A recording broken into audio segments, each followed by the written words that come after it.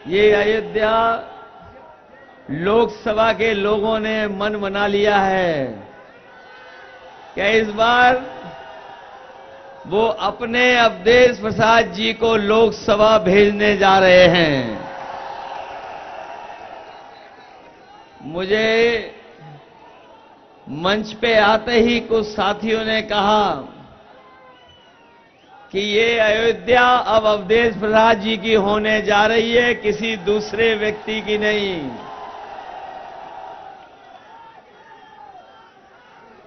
ये चुनाव इस बार जो देखने को मिल रहा है, हमारी पार्टी के नेता संगठन वो तो मेहनत कर ही रहा है, लेकिन ये पहला चुनाव देखने को मिल रहा है जहां जनता अपने आप चुनाव लड़ रही है।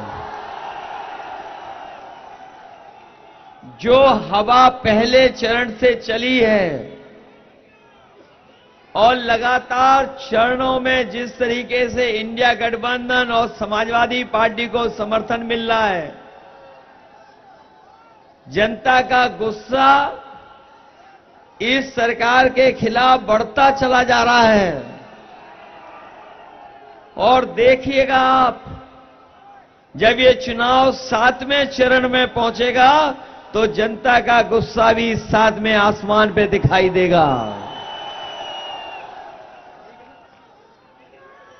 आज ये उत्साह और सहयोग और समर्थन देख करके लग रहा है कि जो लोग संविधान बदलना चाहते हैं उनको अयोध्या वाले बदलने का काम करेंगे।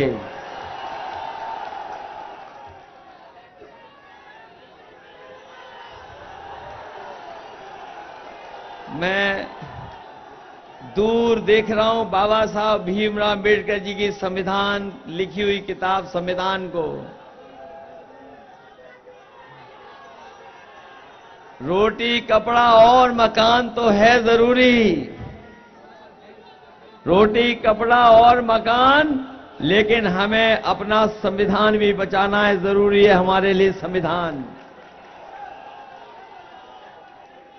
ये जो सत्ता में पिछले 10 साल से रहे हैं, 10 साल से लगातार हमें और आपको इनकी सरकार देखने को मिली है। और आज जब हम लोग इस सरकार का आकलन कर रहे हैं तो भारतीय जनता पार्टी के लोगों की हर बात झूठी निकली, इनका हर वादा झूठा निकला। वहीं हमारे किसान महसूस कर रहे हैं और ये जान रहे हैं कि जो लगातार उन्हें सपना दिखाया गया था कि किसानों की आय दोगुनी हो जाएगी, लेकिन जब किसान अपनी फसल तैयार कर करके बाजार में भाव या सरकारी भाव जो देना चाहिए वो नहीं दे पा रही है, जो किसानों को आय दोगुनी का सपना दिखाया गया था, आज हमारा किसान संकट में चला गया। और एक ऐसा भी समय हमारे गरीब और किसान भाइयों ने देखा जब बीजेपी के लोगों ने दिल्ली में काले कानून लाने का काम किया था। और ऐसे काले कानून ला रही थी सरकार जिसके लागू हो जाने से हमारे किसानों की पैदावार तो छीन ही लेते, पैदावार की लूट तो होती, साथ ही साथ उनकी जमीन पर भी कब्जा कर लेते।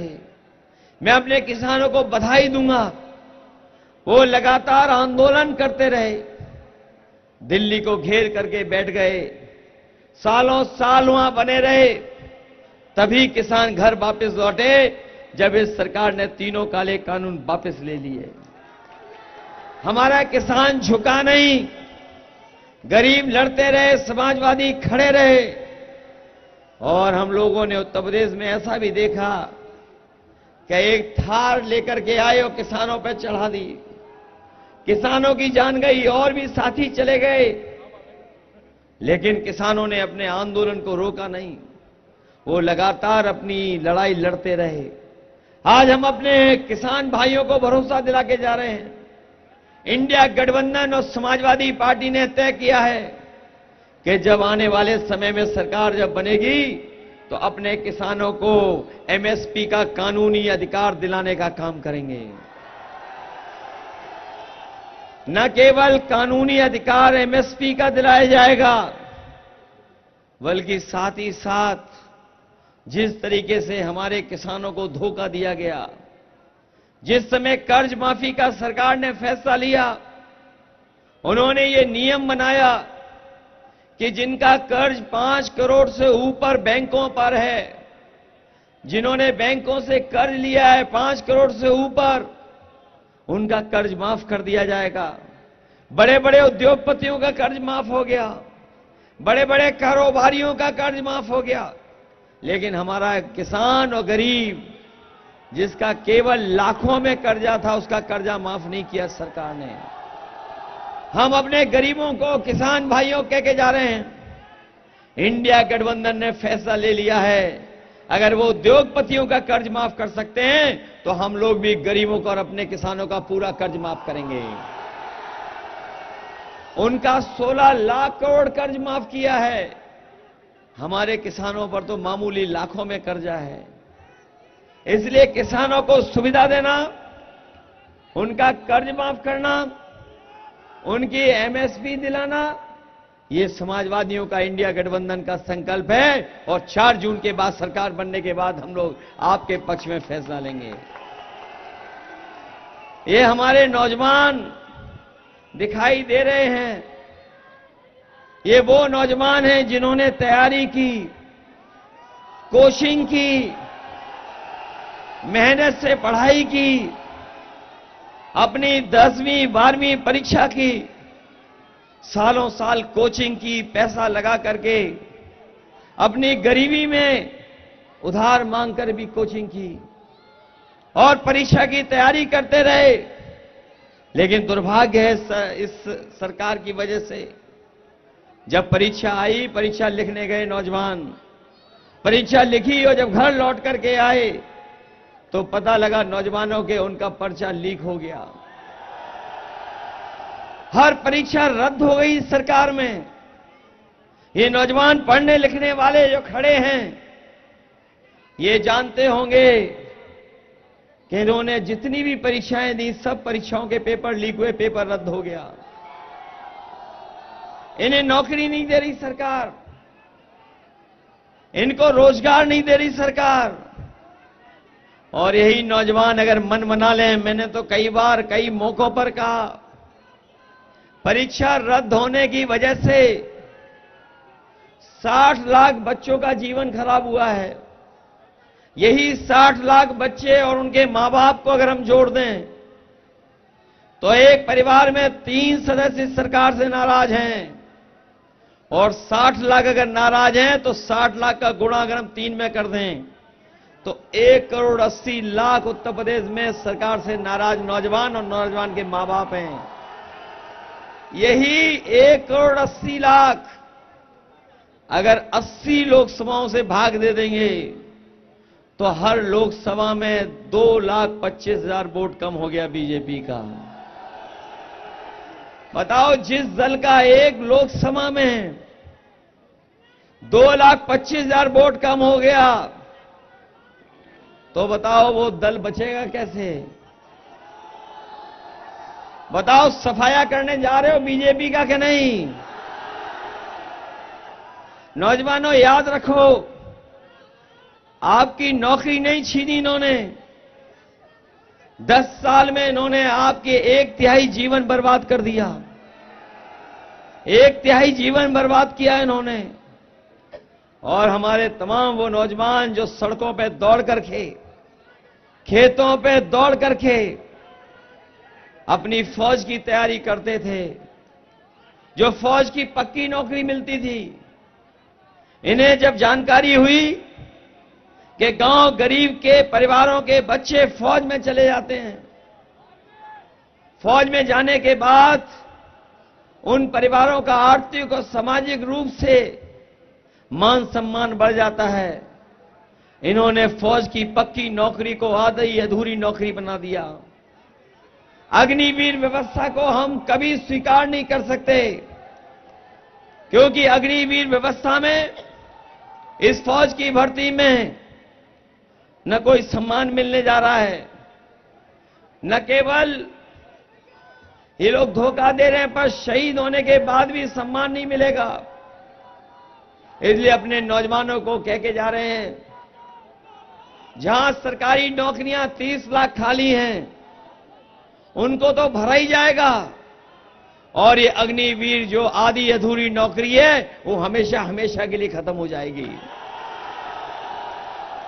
जहां पहले वर्दी पहनने को मिलती थी, पक्की नौकरी पक्की वर्दी, उसी तरह की व्यवस्था लागू करने का काम इंडिया गठबंधन करेगा।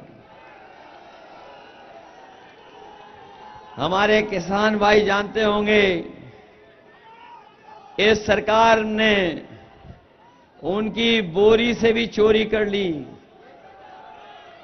खाद की बोरी से चोरी की सरकार ने। बताओ, आपके किसानों की बोरी की चोरी हुई 5 किलो की कि नहीं खाद की? पहले 5 किलो चोरी हुई, फिर 5 किलो हो गई। बताओ बोरी से कितनी चोरी हो गई? और जब डीएपी खरीदने को जाते थे आप, तो बताओ नैनो यूरिया जबरदस्ती खरीदवाई आपसे कि नहीं खरीदवाई? मैं सोचता हूं ये बोरी की चोरी कहां से सीखे हैं। तभी हमें पता लगा कि ये बोरी की चोरी पार्ले जी बिस्किट से सीखे हैं, पैकेट से। हमारे पुराने लोग जानते होंगे, बाजार में जब पार्ले जी बिस्किट पैकेट मिलता था, इतना बड़ा मिलता था, और जैसे जैसे महंगाई बढ़ी और उन्होंने मुनाफा कमाना शुरू किया, तो बताओ पैकेट छोटा होता चला गया कि नहीं हो गया? आज कितने बिस्किट का पैकेट मिल रहा है? ये सरकार आ गई तो न केवल महंगाई बढ़ाएगी, बल्कि हमारे पार्ले जी बिस्किट पैकेट का जो 5 बिस्किट का बचा है पैकेट, वो 1 बिस्किट का पैकेट बना देगी।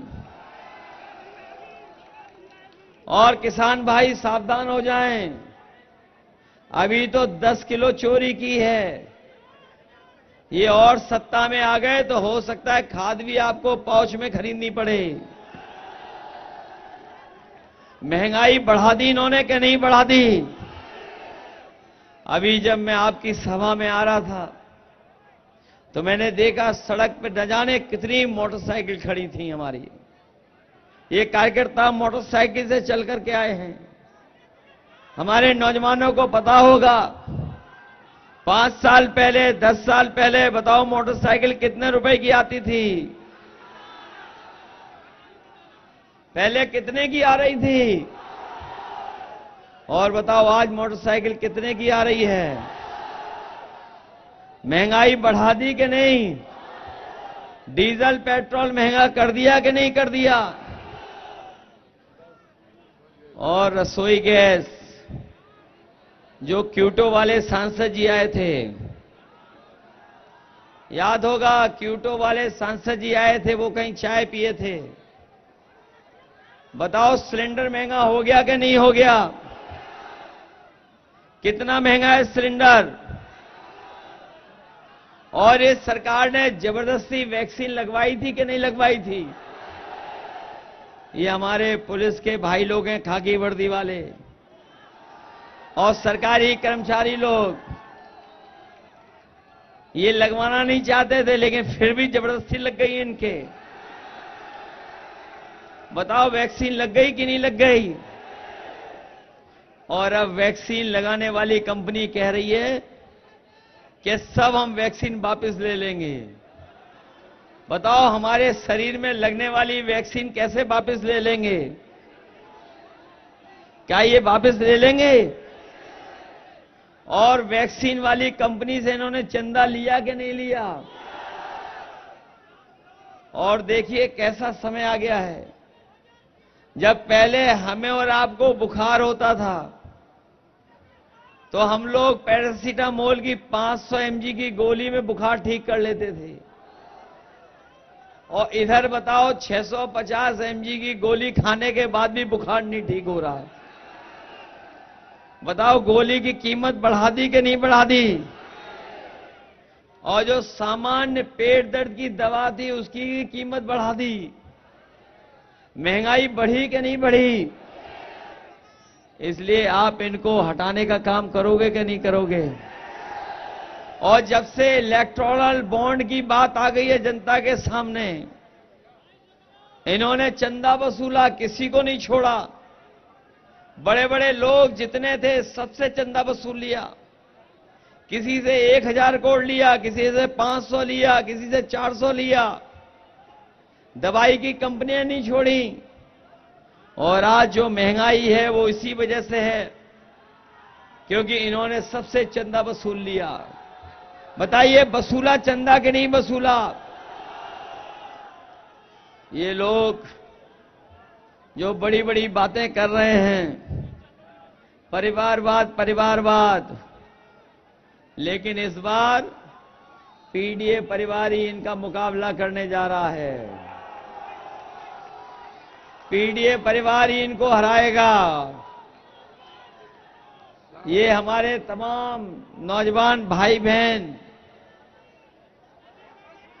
ये आज जो हमें यहां पर दिखा रहे हैं कि इनके भर्ती के आरक्षण में घोटाला हुआ है, ये कोई आज पहली बार नहीं दिखाई दे रहे हैं। ये पहली बार नहीं हमारे साथ आए हैं।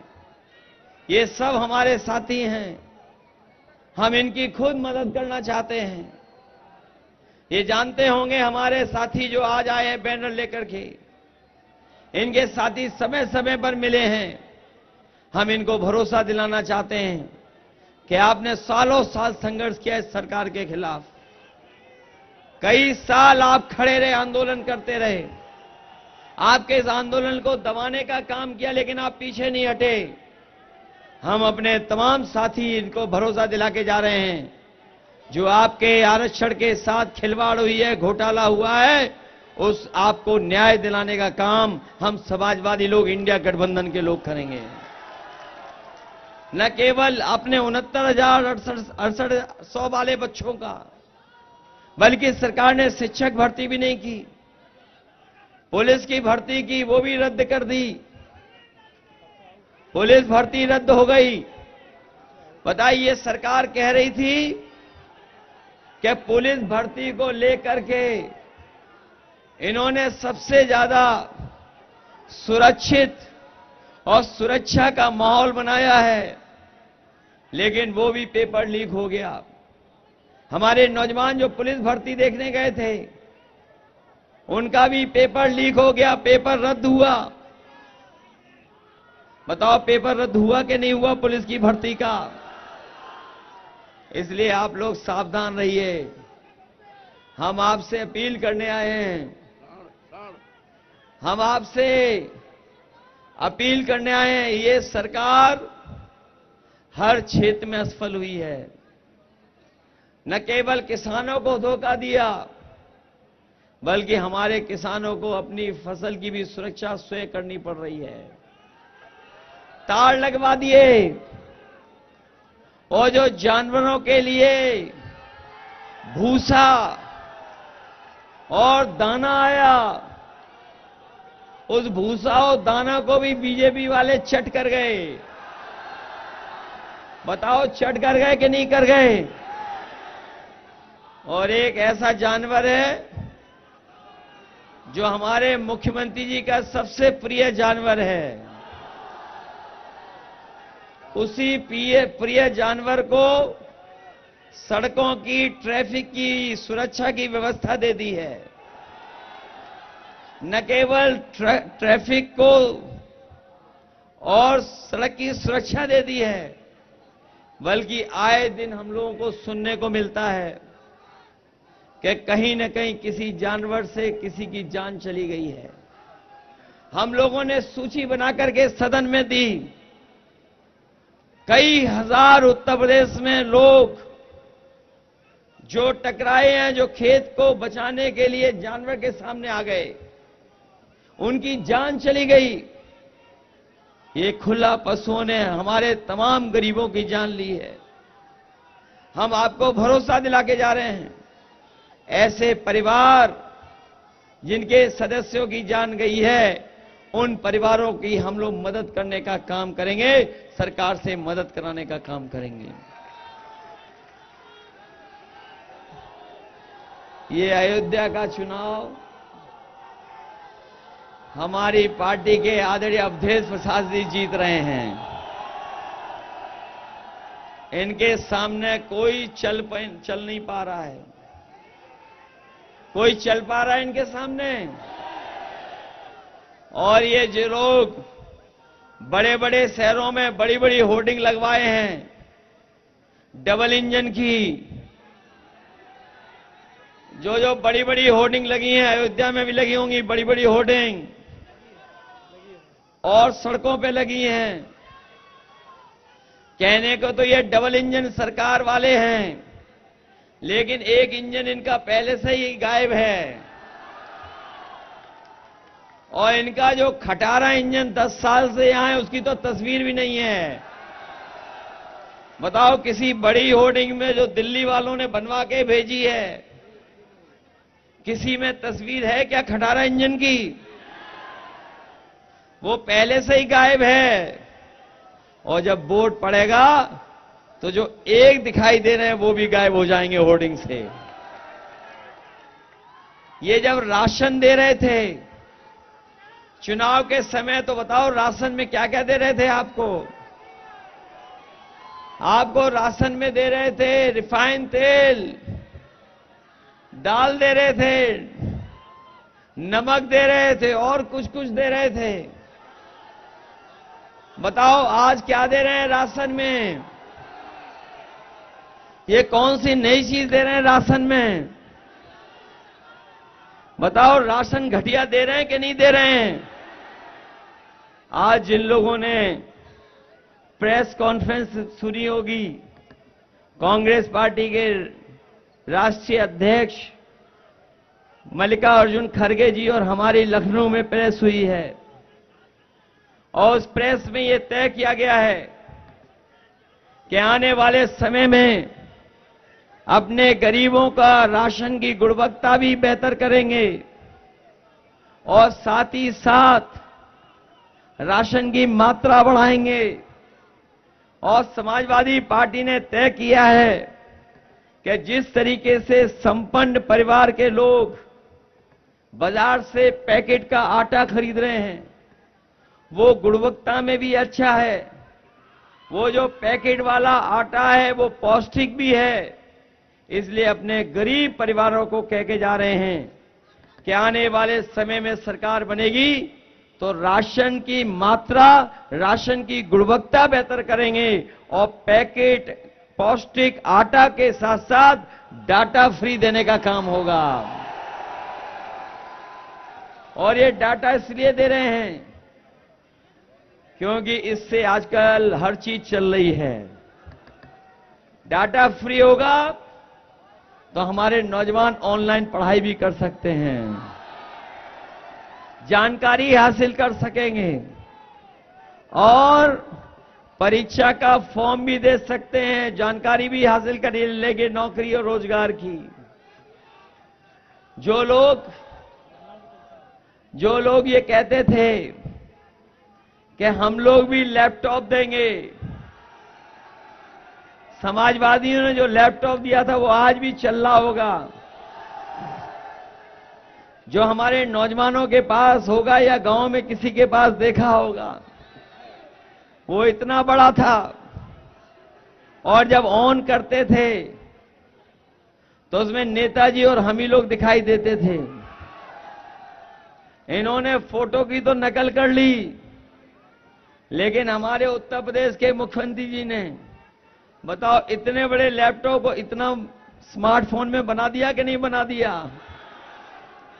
और उस पे उंगली घिसते रहो, वो चलता ही नहीं है।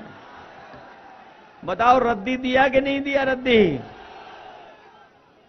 और समाजवादियों की दी हुई एम्बुलेंस को खराब कर दिया इन्होंने। बताओ एम्बुलेंस खराब हो गई कि नहीं हो गई? और जो 100 नंबर वाली गाड़ी दी थी उसका सरकार ने नंबर बढ़ा दिया, 100 से 112 कर दिया। और जब से सरकार ने 100 से 112 किया, हमारे पुलिस के भाई लोगों ने भी अपना रेट बढ़ा लिया। बताओ भ्रष्टाचार और रेट बढ़ा लिया कि नहीं बढ़ा लिया? ये हमारे खाकी वर्दी पहनने वाले भाई लोग भी आपका साथ देंगे, क्योंकि इनको पता है कि अभी तो फौज की वर्दी पहनने वालों की 4 साल की नौकरी हो गई, ये बीजेपी वाले आ गए तो इनकी 3 साल की नौकरी हो जाएगी। ये पूछते हैं कैसे संभव है, कभी कभी पत्रकार साथी भी पूछते हैं ये कैसे संभव है। तो मैं उनसे पूछता हूं कि बताओ क्या आपको पता था कि अग्निवीर 4 साल की नौकरी हो जाएगी? क्या आपको पता था कि हवाई जहाज बेच दिए जाएंगे? क्या आपको पता था कि हवाई अड्डे बेच दिए जाएंगे? क्या आपको पता था कि पानी के जहाज बेच देगी सरकार? क्या आपको पता था बंदरगाह बेच देंगे? क्या आपको पता था कि सरकारी विभागों में आउटसोर्स में नौकरी हो जाएगी? क्या आपको पता था कि आईएएस की भर्ती में लेटरल एंट्री से आईएएस बना देंगे? क्या आपको पता था कि आधी रात नोटबंदी हो जाएगी? तो जब नहीं पता तो याद रखना, बीजेपी वाले आ गए तो फौज की तरह अपने पुलिस वालों की भी नौकरी 3 साल की कर देंगे। और सुनने में आ रहा है कि इन लोगों को वोट भी नहीं डालने दे रहे हैं, केवल दस्तखत करा ले रहे हैं इन लोगों से। इसलिए सावधान हो कि नहीं हो? अपना बूथ की रक्षा करोगे? अपना बूथ जिताओगे आप लोग? घबरा तो नहीं जाओगे? अगर ये रोके वोट डालने मत जाओ तो रुकोगे तो नहीं? ये अयोध्या वाले लोग हैं, ये सब रास्ते जानते हैं वोट कैसे डालना है। बताओ डालोगे आप लोग वोट? ये अभी हम लोगों के यहां भी वोट रोकने की कोशिश कर रहे थे, हमें भी मजबूरी में जाना पड़ा, तब जाकर के वोट पड़ा। इसलिए सावधान हो के नहीं हो? इसलिए आप सबसे हम विशेष निवेदन अपील करने आए हैं कि इस अयोध्या को और अयोध्या की विकास की नींव में अगर कोई है तो समाजवादी लोग हैं। अयोध्या की विकास में सबसे बड़े योगदान हम लोगों ने दिए हैं। ये अयोध्या को जहां अंतर्राष्ट्रीय स्तर पर ले जा रहे हैं, वहीं ये नकारात्मक राजनीति से हमें और आपको पीछे करना चाहते हैं। ये अयोध्या जहां विकास में आगे बढ़े, वहीं सौहार्द की भी राजधानी अयोध्या बने, भाईचारे की राजधानी बने। और ये लोग जो नकारात्मक राजनीति कर रहे हैं, इनको सबक सिखाने का काम करना। हम लोगों ने वो समय भी देखा जब विकास के लिए किसानों की जमीनें ली जा रही थी, उनको सही मुआवजा नहीं दिया जा रहा था। जिस तरफ विकास की सड़क जानी थी, इन्होंने घर छीन लिए, लेकिन घर मकान का मुआवजा नहीं दिया। जो बाजार का भाव था वो तो दिया ही नहीं, हर गरीब की, किसान की जमीन छीन ली। यहां तक हमें याद है कि बहुत सारे लोगों ने सरयू में खड़े होकर के संकल्प लिया था, प्रतिज्ञा की थी। उन सबको भी इन्होंने धोखा दिया। हम अपने अयोध्या के किसान भाई और तमाम साथियों को कह के जा रहे हैं, आप लड़ाई लड़िए कानूनी, और जब कभी समाजवादी लोग आएंगे तो जो पुण्य काम के लिए आपने अपनी जमीन दी है, उसके लिए हम लोग मुआवजा भी और आपकी मांगों को मानने का काम करेंगे। इसलिए मदद करिए, और इनसे बेहतर प्रत्याशी कोई नहीं है। बताओ कोई है इनसे बेहतर प्रत्याशी? आज जब हम यहां आए हैं तो हमें अपने तमाम पुराने नेता याद आते हैं जिन्होंने इस समाजवादी आंदोलन को आगे बढ़ाने का काम किया। चाहे वो बेनी प्रसाद वर्मा जी रहे हों, हमारे राजा राजीव कुमार सिंह जी, जिन्होंने समाजवादी आंदोलन को हमेशा आगे बढ़ाने का काम किया।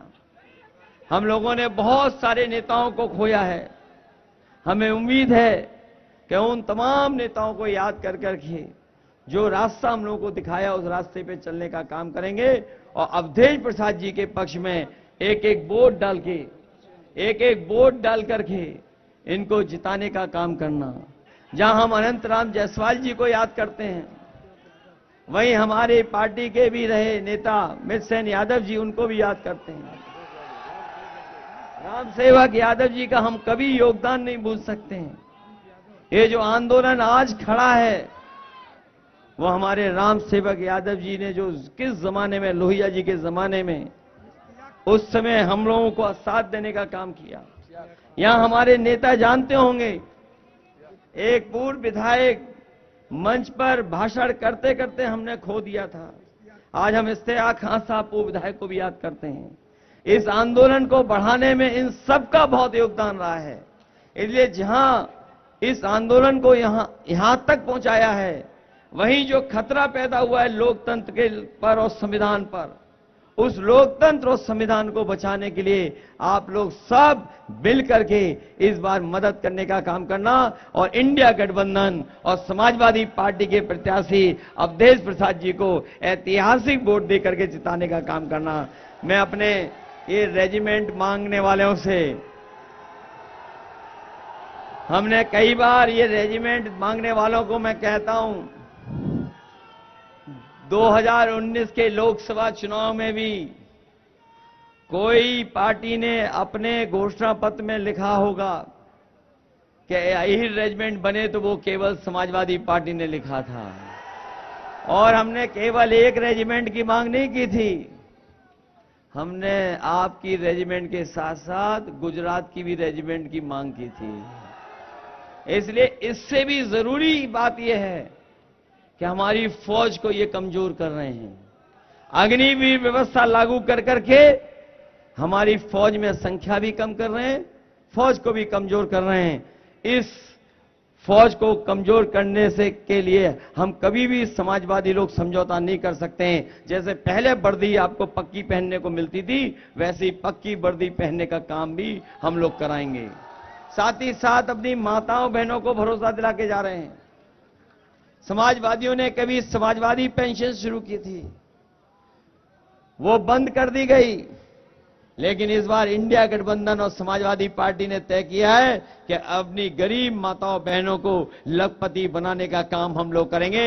हर साल उनके अकाउंट में लाख रुपए पहुंचाने का काम हम लोग करेंगे।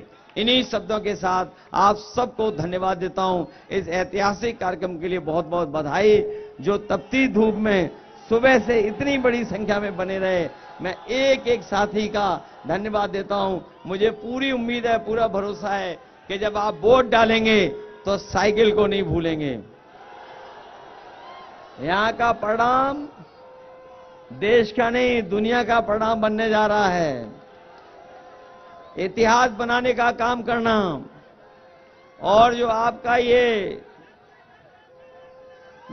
खटारा इंजन 10 साल से चल रहा है अयोध्या में, उसके लिए हमें दिल्ली से एक गाना मिला है। दिल्ली वालों ने एक हमें गाना भेजा है, मैं चाहता हूं कि आप लोग भी सुने उनके लिए। ये जो 10 साल से सांसद है उनके लिए है। हाजिर हो सांसद जी, हाजिर हो सांसद जी।